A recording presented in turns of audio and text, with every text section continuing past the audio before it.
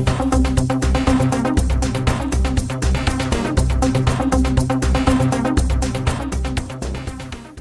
ladies and gentlemen, to my 2014 Hall of Fame ceremony. This was a pretty good show. It was pretty long, and it took me some time to see it, particularly after what happened in WrestleMania, and I'm going to do a total review on that one, hopefully end of this day. This is being done on a Monday, so hopefully I'll have it done. But this was a pretty good show. Now I'm opening with Lita. Trish did a beautiful induction. But this is the reason why I got upset more than a few times while trying to do this review. It was great to see the crowd, the fans cheering for Lita. It was great to see Lita speaking the way she did. She did a good script. She did great. I enjoyed it, and seeing that she was so genuine. It was genuine to me to see that she truly still loves the business and cares about the people in it. But this is the thing that gets me. Lita has gotten nailed so badly by the fans over the years because of what happened with Edge and Matt. Adam and Matt, with her, was such a hard thing to deal with. That she always got booed because of it. And this is just me. This is just my feelings about relationships. I'm a loyal guy. When I was married, I never cheated. And honestly, I never did. When the relationship was not working and was pretty much over, even though we were still legally married, I tried to have a relationship with some other people, which I did. I never cheated on my wife when the relationship worked. When we were separated, that's something entirely different. But when it comes to having a relationship with someone at work, that's when things get very complicated. Now, that has happened to me. I had a relationship with someone at work, but I never had a relationship with someone, then go off to the next one in the same job. That's never happened before I basically couldn't work anymore. In this respect with Lita, that's what happened. And there's always a double standard in a sense for women when it comes to men in this situation. When a woman goes off and does something like that, she's considered skanky, a hoe. When a guy goes off and does that, to a point he is, but then they still consider him a player. Now for me, I just don't like it that way. If you are what you are, you are what you are. You're a skank, you're a skank. You're a dickhead, you're a dickhead. Sorry for the language, but you get my point. But it does not mean you're not still a person. This is what people don't get, particularly what happened with Lita. You can still think that it's not fair what happened to Matt, and Matt played on that and used that to his advantage. So in a sense, he's a dick as well. But when you see it for what it was, these were still people. And either the brass came up with this idea or they did. It really hurt Lita very badly. Having to play out their real life situation to a point, even though they may have settled most of it. So for me, like when it came to 1000 Raw, one of the last days of coming up to Raw, 1000, and the crowd was not really cheering for Lita. No one had seen Lita in years, particularly after she broke her neck. She was there for a while, then she had to leave. She just couldn't take it anymore physically. Instead of cheering her, the majority was split. Mostly booed her ass, and I felt that was disgusting. She deserved better. I'm glad the cheers finally came to her, and maybe now people will respect her, but here's the problem. The way Lita held herself as she was talking, what she spoke was genuine to me. I really didn't care about her actual body, what is it called? Her body character. In other words, how she was holding and presenting her face, her body, period. I know there's going to be people that are going to think. This is the reason why I kept botching and had to redo this thing 4 times already. They're going to think that she's totally disingenuous. This is bullshit. But come on, man. Body language. I'm sorry I said body character. Body language. But who cares? It's not about what you see. It's what you hear that's more important. And she spoke very well. Now, is she hiding something? Of course she is. Just like everybody else didn't want to say absolutely everything. That's not bad or good. It's just you don't always want to announce everything that happened. But it was still good to see this. And I'm so happy she was inducted. Now there's only one more person that needs to be inducted, and that's Victoria. Victoria should be inducted, and she was there and she was mentioned. Now the next person to be spoken about was Carlos Colon. Now, seeing Carlito was great. I always loved Carlito. I spit in the face of all of those who don't want to be cool. Hopefully I got the line right. But two things from Carlito. One, him speaking his mind. Now, he wasn't putting down or disrespecting WWE. He just spoke his mind. And saying simply, oh, we kind of gotten a little shortchanged here because of how things overran in the last one. Well, what do you expect? This is how the WWE is. You don't always got time to do anything. He was being honest because the WWE does do that. Which I didn't mind. It was actually very good to see him being honest about it. The second thing I believe was the moment, the mark-out moment of the night, was seeing his father, Carlos, coming out with Eva Marie and Layla. Oh my goodness, Layla looks so epic. She looks so beautiful. I'll never see a woman like that in my life. But anyway, as they're leaving, oh, that was epic. If he was playing to the crowd or he just wanted to see those asses walk, it didn't make no difference. It was still funny as hell. Now, when it comes to Carlos Colon, he felt a little animated.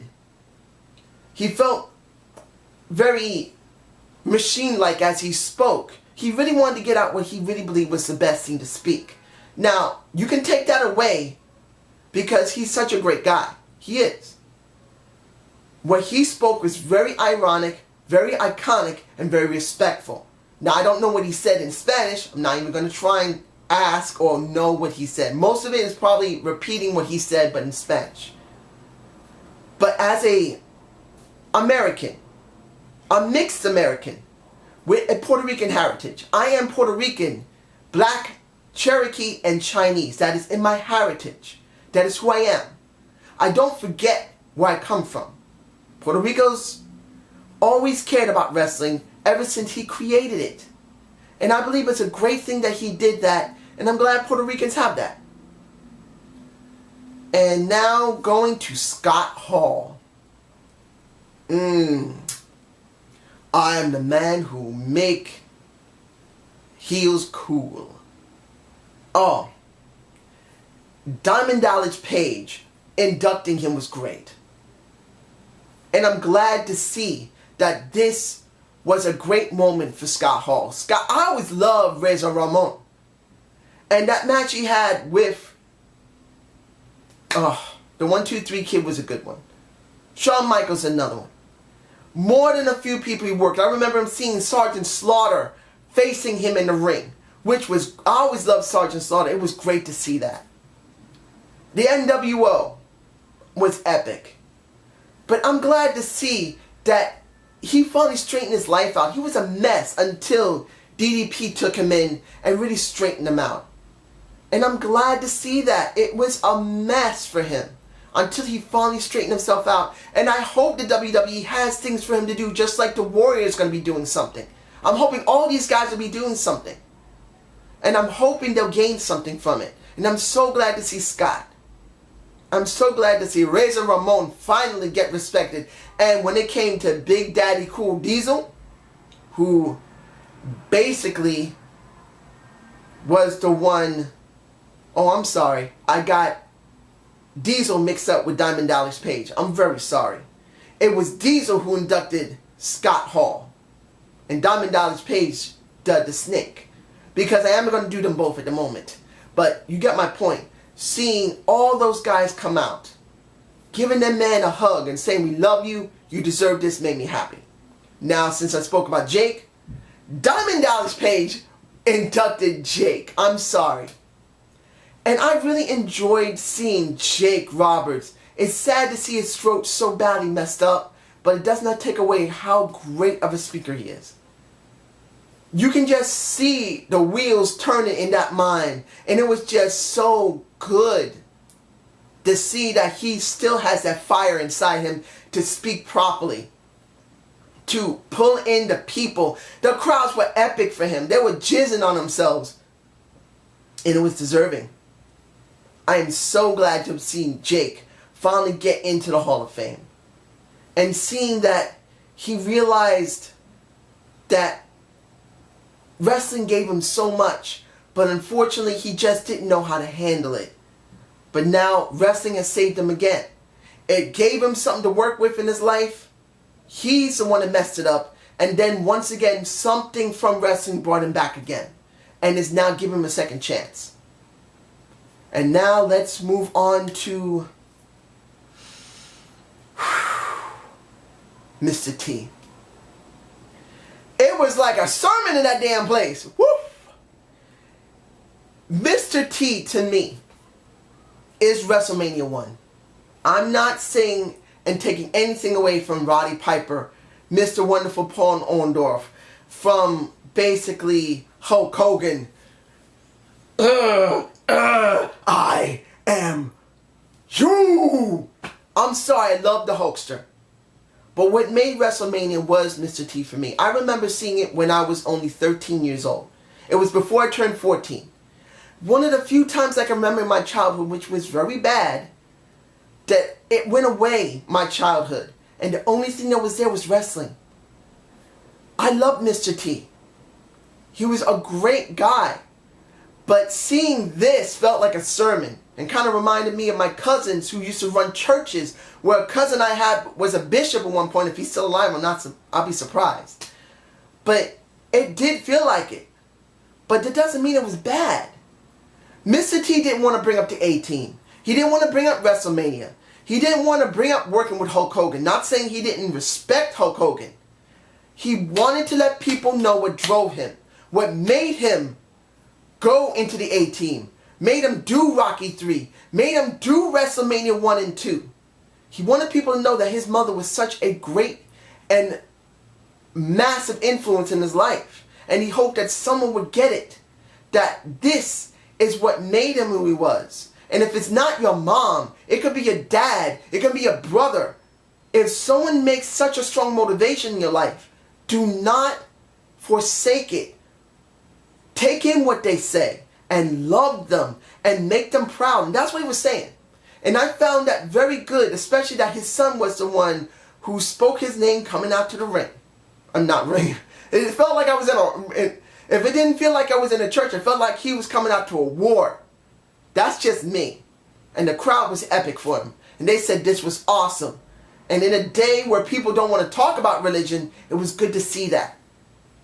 Now, hopefully I'm not forgetting anybody. Oh, Bad News Barrett. I'm still not fond of him, even though the crowd is now beginning to get into it. I just don't like him in this position. I just don't. That's just me. Finally, the Ultimate Warrior. If I'm forgetting anybody, I'm sorry. There's some stuff on my mind right now that's actually true. But as far as I know, I'm not forgetting the Ultimate Warrior. Seeing the Warrior come out, I admit, I've heard the Sleg Daddy talk about what is he going to speak. I've heard a little bit of the British Fist. And Food Killer 99 doesn't mention it. But I'm sure he was curious about what was going to happen with the Ultimate Warrior as well. I didn't know what he was going to say. But I was going to have an open mind at least to see what was he going to say. How was he going to say it? And was it going to impact me? Not about how he felt about the business before, how people were bad-mouthing him, how he felt about stuff. It doesn't really matter. I just wanted to know what he was going to do to me to make me remember how much of a Warrior fan I was. If it wasn't that Hulk Hogan, if it was not Mr. Bob Backlund, it was the Ultimate Warrior. That was my man. I love the Ultimate Warrior. Oh, we are going to go to the war, my little warriors. We are going to do it, and we're going to prevail. Woo! That man always knew how to get me. I loved him. And I really wanted to see what he had to say. And it was a long speech. I think some people were getting tired to a certain point, because it was longer than what anybody expected. They left enough room in there for him to really speak his mind. And he did speak very well, talking about his family, talking about his kids, talking about the impact to the business that he did, and the impact of the business that was done to him. He didn't want to really say that drugs messed him up, but he did.